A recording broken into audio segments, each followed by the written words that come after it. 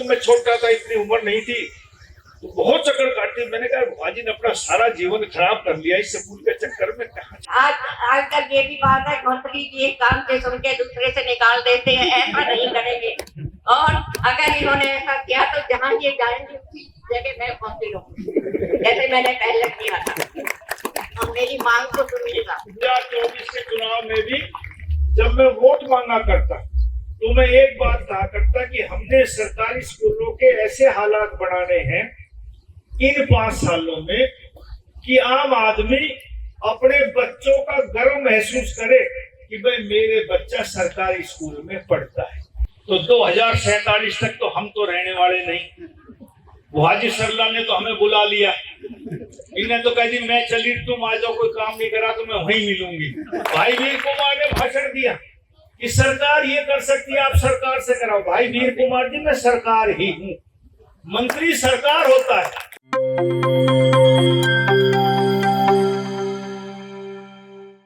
सबसे पहले तो मैं गांव का शुक्रिया अदा करता हूं कि आज के इस शुभ अवसर पर मुझे आज यहाँ आमंत्रित किया। ये मेरा सौभाग्य कि आज के दिन मेरे पिताजी का जन्मदिन भी है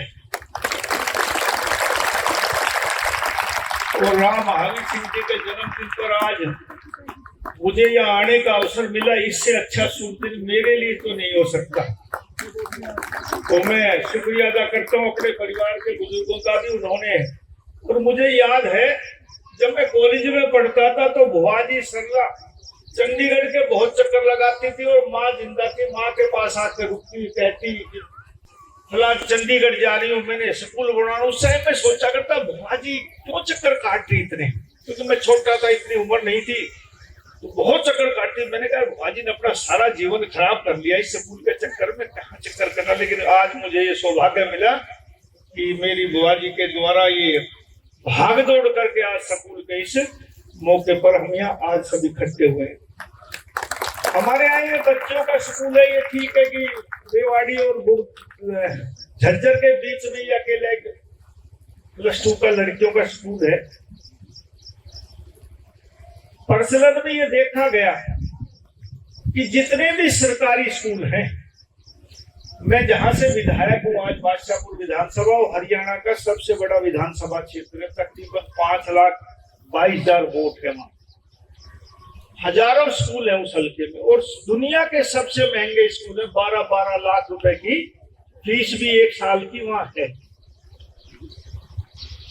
कोई भी अच्छा परिवार सरकारी स्कूल में अपने बच्चों को नहीं पढ़ाता। जितने भी HPSC के, UPSC के रिजल्ट आते हैं, हमारे गुड़गांव के बच्चे बहुत कम पास होते हैं, लेकिन रेवाड़ी, नारनौल जो महेंद्रगढ़ जिला बोलते हैं, तकरीबन जब UPSC का रिपोर्ट आती है या उसका रिजल्ट आता है या HPSC की आती है या SS बोर्ड की आती है, तो तकरीबन हर गांव के कई बच्चे हमारे सिलेक्शन में आते हैं और उसमें 60% बच्चे सरकारी स्कूल के द्वारा पास होते हैं।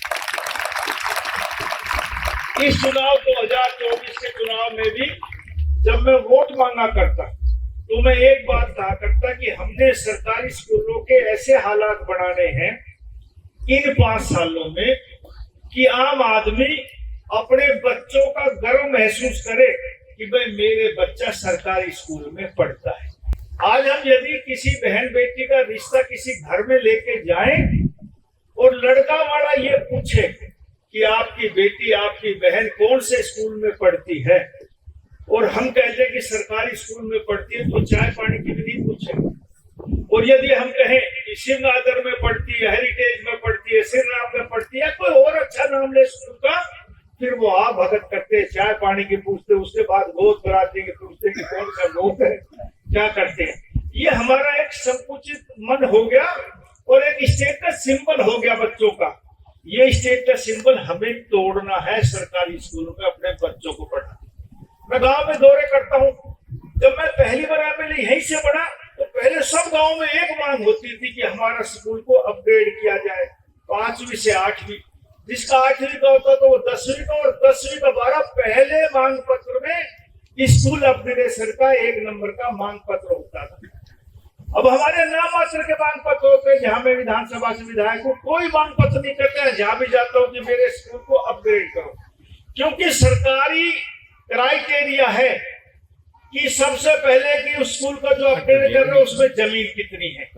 ये क्राइटेरिया बना दिया कि +2 में इतनी जमीन होगी, हाई में इतनी होगी, हायर सेकेंडरी में इतनी होगी। दूसरा कि कमरे कितने हैं, तो तकरीबन सब संपन्न लोग हैं, गांव में स्कूलों में कमरे भी बनाते हैं। सबसे ज्यादा जो दिक्कत आती है वो आती है बच्चों की संख्या की, कि बच्चों की संख्या कितनी है। जब हम स्कूल को अपग्रेड करेंगे, अगली क्लास लगाएंगे, कहीं 5 बच्चे पढ़ते हैं, कहीं 12 पढ़ते हैं, कहीं 17 पढ़ते हैं, 10वीं 12वीं क्लास 10वीं क्लास में कहते हैं कि हमारा 12वीं का बना दो, तो सरकार की ये नॉर्म्स नहीं है। इस हिसाब से सरकार अपग्रेड स्कूल को नहीं करती। स्कूल में खर्चा बहुत होता है, इसलिए सरकार नहीं करती। अभी मांग रखी गई कि यहाँ का से भाई बनाया जाए। आपसे जो तोड़ा गया वो 100% इसलिए तोड़ा हुआ कि बच्चों की संख्या यहाँ कम है। जब आपने मांग रखी, किसी ने प्रिंसिपल साहब ने किसने किया हमको रखा है, तो सुनील बाबू जी उठ कहे कि सब पालावास को मत तोड़ दी हो, कहीं पालावास टूट जाए, पूरा उड़ा बन जाए। ना भाई, ऐसा काम मैं नहीं करूंगा, मैं जोड़ने का काम करूंगा, तोड़ने का बिल्कुल नहीं करूंगा। और आप सोचो मैं गुरावड़ा खड़ा, मुझे पालावास गुरावड़ा से भी ज्यादा प्यारा है। ऐसा कोई काम नहीं हुआ किसी को फायदा और किसी को नुकसान हो। पालावास का सेंटर नहीं रहेगा, मैं कोशिश करूंगा, क्योंकि अब समय कम है। यदि कोई ऐसा प्रावधान हो सका, मैं बनवा सका, तो इस साल नहीं अगली साल से इसको जरूर सेंटर यहाँ मैं बनवा दूंगा। जहां तक गांव की समस्याओं की बात है, स्कूल में समस्याएं हैं। ये जो बच्चियां बैठी हैं, आज देश में नाम रोशन आप लोगों ने करना है। ये 21वीं सदी है। माननीय प्रधानमंत्री का विजन है कि भाई 2047 में भारत विकसित राष्ट्र बने। तो 2047 तक तो हम तो रहने वाले नहीं। बुहाजी सरला ने तो हमें बुला लिया, इन्हें तो कह दी मैं चली, तुम आ जाओ, कोई काम नहीं करा तो मैं वहीं मिलूंगी। तो बुहाजी आप चलो, मैं थोड़े दिन बाद आने वाला हूँ, और मेरे को आप उल्हाना नहीं दोगी, मैं सारे काम करके आऊंगा जो आपने सोचे थे। विश्वास है। भाई वीर कुमार ने भाषण दिया कि सरकार ये कर सकती है, आप सरकार से कराओ। भाई वीर कुमार जी, मैं सरकार ही हूँ। मंत्री सरकार होता है, जिस मंत्री को अपनी ओर ना पता ना, सरकार कौन होती है? कोई सींग जमते हैं क्या? 4 हाथ पांव होते हैं? अरे मंत्री ही सरकार को होता है। तो मैं सरकार में मंत्री हूँ, मैं ही काम करूंगा। जो आप चाहो, जो सरकार कर सकती है वो नरवीर सिंह आपके स्कूल के, आपके गांव के, आपके इलाके के सारे काम करेगा। कोई ऐसा काम नहीं जो सरकार ना कर सकती हो, नरवीर सिंह ना कर सकता हो। जो आपने मेरे को मांग पत्र दिया है ना, भाई यहाँ 10 किलोवाट का सोलर पंप लगना चाहिए, फला चीज लगनी चाहिए, मैंने आदेश कर दिया। 2-3 महीने में सारे काम आपके पूरे हो जाएंगे। प्रिंसिपल प्रहलाद सिंह ने मेरे से एक मांग करी कि ठीक है कि मुझे आज से पहले नहीं पता था ये स्कूल है, हमारी जमीन में बन रहा है, आता बता मैं निकलता कम हुआ। आजकल हर आदमी स्वार्थी हो गया। जब मैं जाटछाना चुनाव लड़ता था तो यहाँ से ज्यादा निकलता था, तकरीबन हफ्ते में पालावास होकर निकलता था। अब 5 तक कम पड़ता है, लेकिन मैं विश्वास दिलाता हूँ जब भी मैं इस रोड से निकलूंगा 5 मिनट आपके पास जरूर बैठ के जाऊंगा। और इलाके की जो भी मांगे होंगी, मेरी एक कोशिश है। आज आपके मन से कहना चाहता हूँ कि मेरी राजनीतिक शुरुआत यहीं से हुई और अब मेरे पास उद्योग मंत्रालय है। जब मैं छोटा था, नैनीताल पढ़ता था, हम बहरामपुर गांव में रहते थे, माँ बहरामपुर गांव में रहती थी, पिताजी एमएलए मंत्री थे। तो नैनीताल से सर्दियों में छुट्टी होती 2-3 महीने के लिए, तो वहां बर्फ पड़ती थी उस जमाने में, तो छुट्टी आया करते, तो फार्म पर रुका करते। तो कभी कभी हम गुड़गांव चले जाया करते, तो माँ से कह के जाते कि माँ हम छावनी जा रहे हैं। उसको गुड़गांव कोई नहीं कहा करता। बड़े बूढ़े बैठे, मेरी चाची बैठी है, चाची गुड़गांव कोई नहीं, छावनी कहा करते। आहिस्ता आहिस्ता 1975 के आसपास मारुति कंपनी आई। 80 के दशक में रियल एस्टेट में एक DLF कंपनी आई। आज तो हजारों रियल एस्टेट में कंपनियां, लेकिन इन 2 कंपनियों ने उस छावनी से गुड़गांव, फिर मिलेनियम सिटी, फिर साइबर सिटी, और अब तो सरकार ने नाम जिसका गुरुग्राम कर दिया। साथियों, आज गुरुग्राम में जमीन के क्या भाव हैं, लोगों की संख्या कितनी है। कागजों में 30 लाख की आबादी है, लेकिन मैं कहूं तो 1 करोड़ से ज्यादा लोग आज गुड़गांव में रहते हैं, सिर्फ इन 2 कंपनियों की वजह से। एक मारुति आई, उसके साथ हजारों एंसिलरीज, उसके नीचे छोटी छोटी फैक्ट्रियां लगी। रियल एस्टेट में डीएलएफ आई, उसके बाद हजारों कंपनियां आ गई। मेरी ये सोच है कि इस जाटसाना के आसपास, इस गुरावड़ा और पाल्लावास के आसपास एक इंडस्ट्रियल टाउनशिप आए, और मैं कोशिश करूंगा, कह नहीं सकता, कोशिश करूंगा कि मारुति कंपनी का भी एक प्लांट यहाँ लगे, ताकि आने वाले 10-15 सालों के बाद इस इलाके का भी भला हो, या हर आदमी को रोजगार मिले, और ये आने वाले बच्चे उसमें काम करें। और एक सरकारी नौकरी कोई सरकार नहीं दे सकती, नरवीर सिंह मैं भी नहीं दे सकता। योग्यता के आधार पर नौकरी मिलती है, और योग्यता के आधार पर नौकरी देने से एक फायदा हुआ साथियों, जब से हरियाणा प्रदेश बना तब से लेकर सिफारिश के तौर पर नौकरियां मिलती रही, और आज आप नौकरियां देखो। 2014 से भारतीय जनता पार्टी की सरकार है, खर्ची पर्ची बंद हुई, योग्यता के आधार पर नौकरी मिली, चाहे वो HPS CPO चाहे SS बोर्ड की, आप जितनी लिस्ट उठा के देखेंगे, मैं गारंटी के साथ कहता हूं कि सबसे ज्यादा रोजगार यदि मिला तो रेवाड़ी और नारनौल जिलों को मिला। बच्चे तो लायक हमारे पहले भी थे, लेकिन पहले ना खर्ची थी, ना पर्ची थी, सिफारिश राजनीतिक तौर पर नहीं होती थी। एक स्पेशल जिला या उसके आसपास के चहेतों को नौकरी मिलती थी, और वहीं विकास के काम होते थे। लेकिन भाजपा की सरकार आने के बाद सबका साथ सबका विकास की तर्ज पर काम हुआ, और सब इलाकों का विकास हुआ। जो इन 10 सालों में भारतीय जनता पार्टी के शासन में सहीवाल का विकास हुआ, वो से लोग 70-80 साल के बैठे, आपने पहले शासन से आज तक का शासन देखा। मैं दावे के साथ कह सकता हूँ इतना विकास किसी सरकार में नहीं हुआ जो भारतीय जनता पार्टी की सरकार में हुआ। और उसी का परिणाम है कि अहिरवाल में 11 में से 10 सीटें आपने भाजपा की जिताई, और इससे बड़ा प्रमाण हो नहीं सकता। जिस इच्छा और उम्मीद से आपने भारतीय जनता पार्टी की सरकार को चुना, उस इच्छा और उम्मीद से भी हम ज्यादा विकास के काम करने की कोशिश करेंगे, इसी विश्वास के साथ कि आपका प्यार मिलता रहा और सदा मिलता रहेगा। और भाई आने वाले समय में, अभी एक मेरे को पर्ची दी, मैं पहले कहता है रविंद्र कि भाई यहाँ कितने बच्चे हैं, तो मुझे बताया तकरीबन प्रिंसिपल साहब 260 बच्चे हैं। मैंने पूछा भाई इनका ड्रेस का खर्चा कितना होता है, इनका थोड़ा सा, तो मैंने कहा भाई 1 साल ड्रेस का खर्चा मेरा, 2 साल लगा लो, 5 लाख रुपए में इनकी ड्रेस का देके जाता हूँ। और प्रिंसिपल साहब जो खर्चा आप कहोगे, मैं जब तक मंत्री हूं ना, कोई चीज की कमी स्कूल के लिए नहीं छोड़ूंगा, ताकि मेरी बुआ मुझे डांटे नहीं ऊपर जाके। तो इसलिए अपना बचाव करना जरूरी है। जो बुआ तो साल 2 साल 5 साल में चली जाएगी, मेरा 10-1 साल और रहने का मन है, तो मैं 10 साल तक मंत्री रहूं। बुआ जी कोई शिकायत नहीं छोड़ूंगा, आपकी सारी पूरी करके आपके पास आऊंगा। और भाई गाँव वालों गुरावड़ा वालों का आपने कुछ मांग पत्र दिए, याद करना, नरवीर सिंह MLA कहीं से बनो, MLA रहूं ना रहूं, मेरी राजनीतिक स्थापना आप लोगों ने की है, इस बात को मैं हमेशा याद रखूंगा, याद रखता हूं। जो भी मेरे लायक काम हो, कभी भी बेहिचक आ जाना। सरकारी तौर पे मैं अपने इलाके में कहा करता हूँ, और चुनाव से पहले भी कहा करता, नरवीर सिंह चांद तारे सितारे तोड़ के नहीं ला सकता, लेकिन एक MLA एक मंत्री के हैसियत से जो कुछ मैं कर सकता हूँ वो मैं करने की कोशिश करूंगा, और वो जो सरकार कर सकती है वो नरवीर सिंह कर देगा।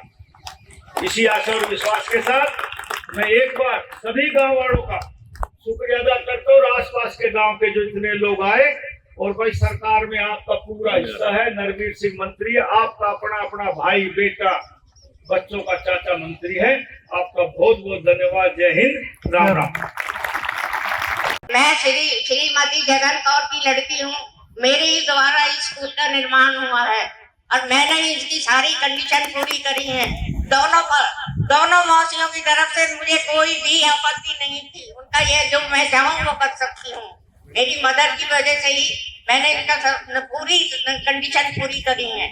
इसलिए आप देखिएगा इसको स्कूल का निर्माण करके। ये स्कूल जो है 0 से 10 बना है, और ये रेवाड़ी या रोहतक के बीच में कोई भी कन्या विद्यालय नहीं था। तो इसके बाद ये भी कहा गया है कि बॉयज का स्कूल का निर्माण हो चुका है, कि दूसरे स्कूल का नहीं होगा। मैंने कहा सर उसमें मेरी लड़कियां भी पढ़ती हैं। चौधरी देवीलाल की तो उनकी महानता को मैं भूल नहीं सकती। और उन्होंने ये स्कूल मेरा मंजूर किया। अब फिर इसको कैंसिल कराने में भी लोगों का हाथ था। और इस स्कूल के निर्माण करने में एमपी और एमएलए का कोई हाथ नहीं था, ना इन्होंने साइन किए। सेंट्रल गवर्नमेंट में दिल्ली गई हूँ, अब एजुकेशन मिनिस्टर से मैंने साइन करना है, लेटर किया है। और मैंने बहुत ज्यादा मेहनत करी है, इसे स्कूल का हुआ है। जब इसमें स्कूल में 25 गाँव की बच्चियां पढ़ती और आप जो है आप गाँव की पढ़ती। और मैं मंत्री जी से ये निवेदन करूंगी, तीनों माताएं इनकी बात जो रही हैं और बहुत सालों से इंतजार कर रही हैं। जब हमारा पोता कैबिनेट मिनिस्टर बन के आएगा तो हमारी पहली मेरी मांग है। आज तक ये भी बात है, मंत्री जी एक काम के सुन के दूसरे से निकाल देते हैं, ऐसा नहीं करेंगे। और अगर इन्होंने ऐसा किया तो जहाँ ये जाएंगे उसी जगह मैं पहुंची रहूंगी, जैसे मैंने पहले किया था। और मेरी मांग को सुनिएगा, तीनों माताओं की इच्छा पूरी करिए। एक हमारे लाइब्रेरी होनी चाहिए ताकि गरीब बच्चे को सुविधा मिल सके। दूसरा एक नर्सिंग कॉलेज होना चाहिए। और तीसरा जो है एक ऐसा ट्रेनिंग सेंटर हो जिससे कि लड़कियां अपनी ट्रेनिंग लेके और कामयाब हो जाएं और नौकरियों पे लग जाएं। और चौथी मेरी मांग है, अगर आप पूरी करते हो, जो गरीब महिलाएं हैं गांव में जो पढ़ी हुई नहीं है, उनके लिए अचार मुरब्बा या शरबत बनाने की कोई योजना हो जाए। मेरे पुराने स्कूल में मैंने निर्माण किया था, उसमें 17 कमरे बने हुए हैं, उसमें बहुत सुविधाएं हैं और बिल्डिंग का मेंटेन भी बहुत अच्छी तरह से प्रिंसिपल साहब ने कर रखा है। उनको थैंक देने के लिए मेरे पास कोई वर्ड ही नहीं मिल रहा है। जिस तरह का इन्होंने स्कूल का अरेंजमेंट देखा है, मैंने बैंक से बहुत।